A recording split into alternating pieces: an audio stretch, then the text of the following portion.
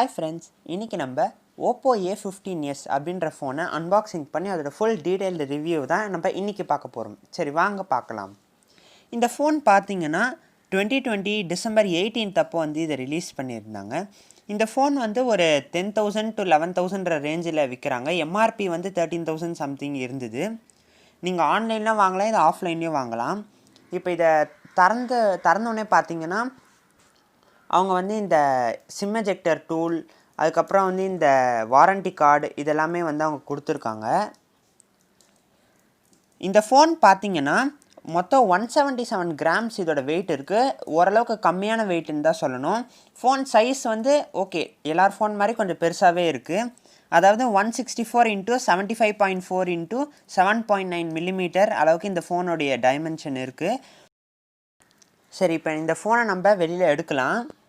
ஆனால் இந்த ஃபோனை வந்து பார்த்திங்கன்னா நாங்கள் முன்னாடியே அன்பாக்சிங் பண்ணிட்டோம். உங்களுக்காக திருப்பி அதே மாதிரி பேக் பண்ணி அன்பாக்சிங் பண்ணியிருக்கோம். இந்த ஃபோன் பார்த்திங்கன்னா லைட் வெயிட் தான். இப்போ எடுத்தோடனே பார்த்திங்கன்னா நல்லா அந்த ரிஃப்ளெக்ஷன் ரொம்ப அழகாக தெரியுது பேக் சைடில்.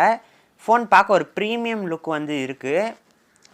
ஃபோன் பார்த்திங்கன்னா ஃபிங்கர் பிரிண்ட் சென்சார் நடுவில் தந்திருக்காங்க. அதே பேக் சைடில் இருக்க ஃபிங்கர் பிரிண்ட் சென்சார் தான். அதே மாதிரி பார்த்தீங்கன்னா ஓப்போ அப்படின்ற அந்த லோகோ வந்து அடியில் ரைட் ஹேண்ட் சைடில் சின்னதாக ஒன்று தந்திருக்காங்க. இந்த ஃபோனில் பேக் கேஸ் தந்திருக்காங்களா, அது வந்து அடிக்கடி மஞ்சள் ஆகிடும். அது ஒன்று தான் அதோட டிஸ்அட்வான்டேஜ். மற்றபடி கடையில் வாங்குகிற பேக் கேஸை விட ஃபோன் கொடுத்துக்கிற அந்த பேக் கேஸே நல்லா குவாலிட்டியாக நல்லாவே இருக்குன்னு சொல்லலாம். இதில் வந்து பார்த்திங்கன்னா 10 watts சார்ஜிங் வந்து தந்திருக்காங்க சார்ஜரு.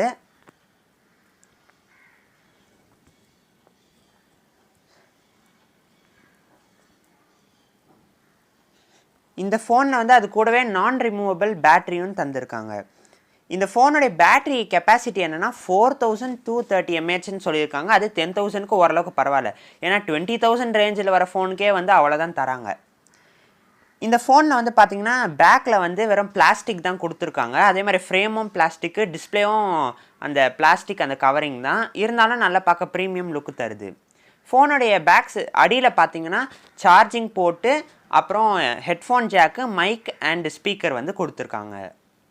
அதோட சைடில் பார்த்தீங்கன்னா அந்த பவர் பட்டன், அதுக்கப்புறம் வால்யூம் ராக்கர் கீ கொடுத்துருக்காங்க. அதுக்கு அந்த சைடில் பார்த்தீங்கன்னா அந்த சிம் போடுறதுக்கு அந்த சிம் எஜெக்டர் டூல் போட்டு குத்தி அந்த சிம் எடுக்கிற இது தந்திருக்காங்க. அடுத்து அதோட பேக் சைடில் பார்த்தீங்கன்னா 4 கேமரா இருக்க மாதிரி உங்களுக்கு தெரியும். ஆனால் அது உண்மையாலே 3 கேமரா தான். அதில் இருக்கிற இன்னொன்று ஃப்ளாஷு. அதே மாதிரியே வழக்கம் போல் இதில் வந்து ஃபிங்கர் பிரிண்ட் சென்சார் பின்னாடி தான் தந்திருக்காங்க. முன்னாடி பார்த்தீங்கன்னா இது ஒரு IPS LCD பேனல் தந்திருக்காங்க. மேலே வந்து இதுக்கு ஒன்றுமே இல்லை.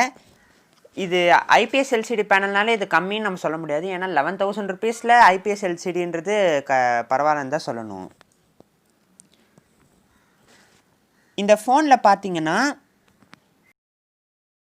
ஆக்சலரோமீட்டர், ப்ராக்சிமிட்டி சென்சார் இதெல்லாம் கூட கொடுத்துருக்காங்க. சரி, இப்போ இந்த ஃபோனை முதல்ல பூட்டப் பண்ணலாம். இது ஃபஸ்ட்டு பூட்டப் ஆனால் அந்த மாதிரி அந்த விஷுவல் எஃபெக்ட்ஸ் தான் எனக்கு பிடிச்சிருந்துது. அதாவது ஃபஸ்ட்டு ஓப்பன் வருது, அப்புறம் சின்ன ஒரு கோடு மாதிரி வந்து அது அப்படியே ஒரு கேட்டு மாதிரி பெருசாக வந்து பிரியுது. அது பார்க்க கொஞ்சம் அழகாக இருந்துச்சு.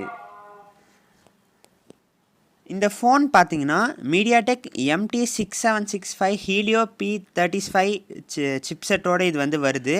இதோட CPU பார்த்தீங்கன்னா ஆக்டோ கோர் தான்.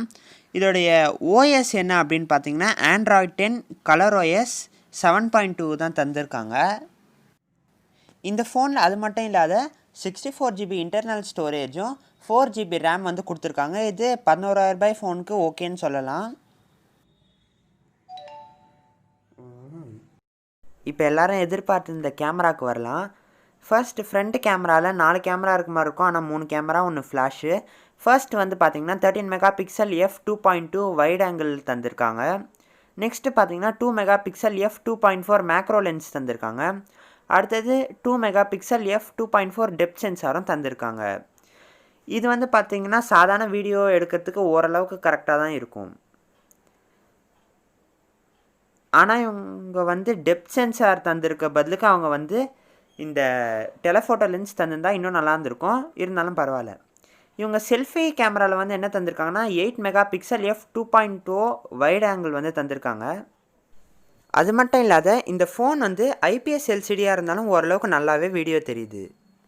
இப்போ இந்த ஃபோனில் ஒரு நல்ல விஷயம் என்னென்னு பார்த்தீங்கன்னா, இது வந்து சாதாரண மற்ற ஃபோனை விட கொஞ்சம் பிரைட்டாகவே இருக்குது. பிரைட்னஸ் உங்களால் நிறையவே அதிகப்படுத்திக்க முடியும்.